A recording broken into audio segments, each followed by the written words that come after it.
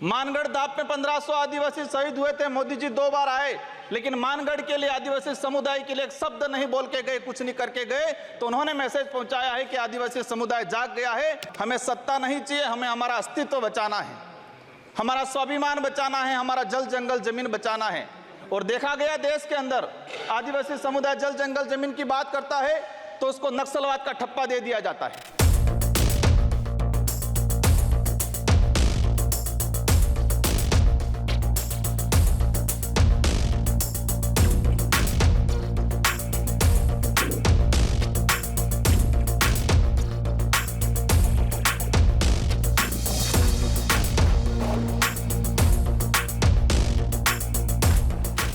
देश का जब बजट आता है तो देश का युवा एक आस लगा के बैठता है कि इस बार कुछ अच्छा होगा। देश का गरीब, देश का आदिवासी, देश का एससी ये आस लगा के बैठता है कि कुछ अच्छा होगा। हमारे राजस्थान की बात करें, राजस्थान में डंका बजा रहे थे कि डबल इंजन की सरकार है, सब कुछ हो जाएगा। लेकिन केंद्र का बजट देखा, राज्य का बजट देखा, कुछ नहीं हुआ। और पूरा देश का एसटी एससी आदिवासी समुदाय हो, युवा हो, सब ये लग रहा है कि ये डबल इंजन की सरकार की दावा करने वाली इस बार का जो बजट है वो कहीं न कहीं सिर्फ बिहार का, कहीं न कहीं आंध्र प्रदेश का और सरकार बचाने का बजट साबित हुआ है। और कहीं न कहीं ये जुमलेबाज का जो बजट आया है इस बार, देश की जनता देख रही है। मैं उस लोकसभा क्षेत्र से आता हूं, बांसवाड़ा। मैं बांसवाड़ा डूंगरपुर की जनता को धन्यवाद देना चाहता हूं जिन्होंने मुझे चुन के भेजा। वहां पर हमारे प्रधानमंत्री जी ने कहा था कि जिसकी कोई पहचान नहीं है, जिसका कोई नाम नहीं है, जिसका कोई रिकॉर्ड नहीं है, ऐसे व्यक्ति को जिता के क्या करोगे। लेकिन बांसवाड़ा डूंगरपुर की जनता ने ठान लिया था कि लोकतंत्र है, राजतंत्र नहीं। और ये राजतंत्र तय करने का किसी को ठेका नहीं है, लोकतंत्र है। जनता ने ठान लिया था कि इस बार राजकुमार रोज जाएगा। मैं आपके माध्यम से, पूरे सदन के माध्यम से मेरी जनता को धन्यवाद देना चाहूंगा। मोदी जी ने कहा था वहां के बड़े बुजुर्गों को कि घर घर जाके राम राम बोल देना और चुनाव जिताना। वहां के बड़े बुजुर्गों ने ठान लिया और कह दिया था, और मेरे माध्यम से और आपके माध्यम से संदेश पहुंचाया है उन तक। मुझे कहा था मोदी जी को कह देना कि देश के आदिवासियों को उजाड़ने का काम पिछले 10 सालों में हुआ है। देश के अंदर धर्म की राजनीति हुई है। देश में 15 लाख रुपए बेरोजगारों को नौकरी देंगे यूं करके 10 साल राज किया है। इस बार हम सबक सिखाएंगे। और उन्होंने मेरे माध्यम से मैसेज पहुंचाया है कि गुरु गोविंद की धरती है, मावजी महाराज की धरती है, संत सुरमाल महाराज की धरती है। मानगढ़ दाप में 1500 आदिवासी शहीद हुए थे। मोदी जी 2 बार आए, लेकिन मानगढ़ के लिए, आदिवासी समुदाय के लिए एक शब्द नहीं बोल के गए, कुछ नहीं करके गए। तो उन्होंने मैसेज पहुंचाया है कि आदिवासी समुदाय जाग गया है और अब वो आदिवासी समुदाय नहीं रहा जो बहका में आ जाएगा और वोट दे देगा। माननीय सभापति महोदय, जो वर्तमान स्थिति बनी है बजट के अंदर, मैंने देखा धातुओं का खनन को लेकर उद्योगपतियों को टैक्स में छूट दी गई। लेकिन ये खनन कहाँ हो रहा है?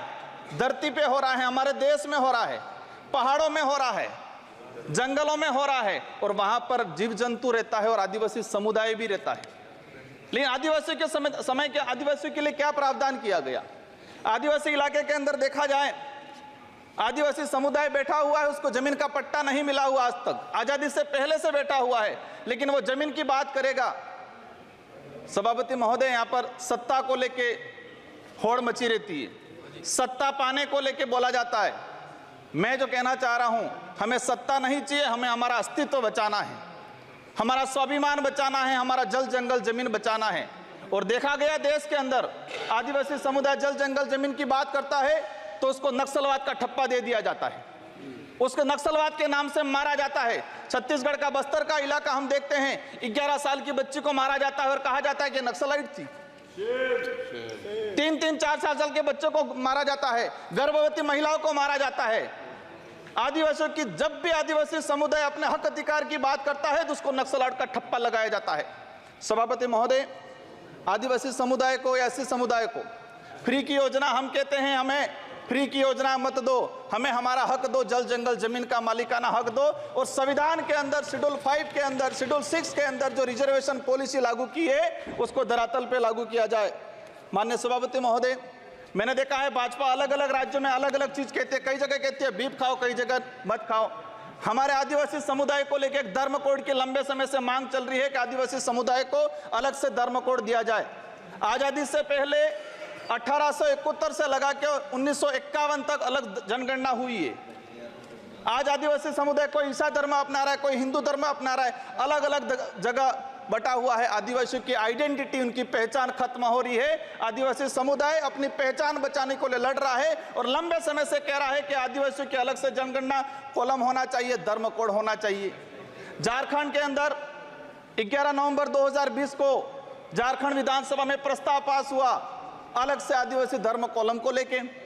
वहां विपक्ष में भाजपा थी और भाजपा ने समर्थन दिया और कहा कि आदिवासी समुदाय धर्म व्यवस्थाओं में भले हिंदू हो ईसाई उसमें नहीं आता है, आदिवासियों की अलग परंपरा रीति रिवाज है, उनको धर्म कोड जारी किया जाए। लेकिन राजस्थान में अलग तरीके से माहौल बनाया जाता है। हम कहते हैं हमें किसी धर्म में नहीं रहना है, हमको आदिवासी है, आदिवासी रहने दिया जाए।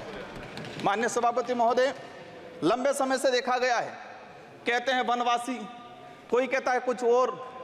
हम कहते हैं हमारी जो आइडेंटिटी है, हमारा जो देखा गया है कई बार कि जो व्यवस्था बनी है उस व्यवस्था के अंदर हम कई बार कहते हैं हमें कुछ मत दो एजुकेशन को लेके।